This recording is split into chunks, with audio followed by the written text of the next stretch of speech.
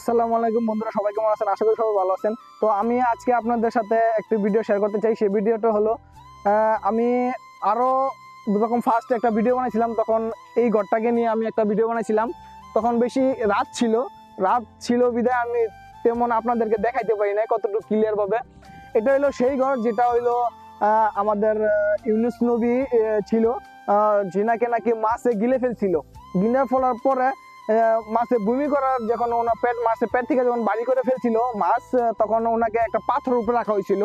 সেই পাথরটা এই গড়টার মাঝে অবস্থিত আছে। সেই পাথরটা এই গড়টার মাঝে অবস্থিত, যেখানে নাকি ইউনুস সাল্লাল্লাহু আলাইহি সাল্লামকে মাছে রাখছিল।